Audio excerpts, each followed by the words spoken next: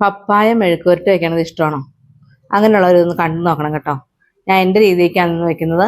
ഒരു പപ്പായ അതിൻ്റെ തൊലിയും കുരുവും എല്ലാം കളഞ്ഞൊന്ന് വൃത്തിയാക്കി കഴുകി അരിഞ്ഞെടുക്കണം. ഇനി മിക്സിയുടെ ജാറിലേക്ക് ഒരു 5-6 ചുവന്നമുളകും ചെറിയ ഉള്ളി ഇട്ടൊന്ന് ചതച്ചെടുക്കണം.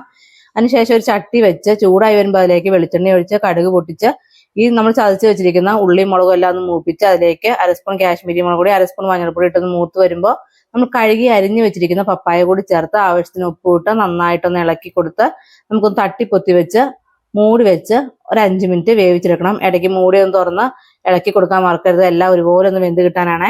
ഇനി നമുക്ക് ഒരു 1/4 ഭാഗത്തോളം പപ്പായ എല്ലാം വെന്തിട്ടുണ്ട് ഇവിടെ.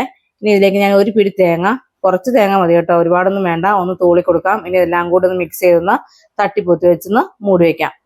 പപ്പായ തോരൻ ഇവിടെ റെഡി ആയിട്ടുണ്ട്. ഞാൻ ഇതിലേക്ക് ലാസ്റ്റ് കുറച്ച് നാടൻ കറിവേപ്പില കൂടി ഇട്ടൊന്ന് വെക്കുകയാണ്. നമുക്ക് ചോറിൻ്റെ കൂടെയൊക്കെ കഴിക്കാൻ പറ്റും. നല്ല ടേസ്റ്റാണ്. വളരെ സിമ്പിളായിട്ട് ഉണ്ടാക്കാനും പറ്റും. എല്ലാവരും ട്രൈ ചെയ്ത് നോക്കുക. വീഡിയോ ഇഷ്ടമെങ്കിൽ ലൈക്ക് ചെയ്യാനും ഷെയർ ചെയ്യാനും ഈ പേജിന് ഫോളോ ചെയ്യാനും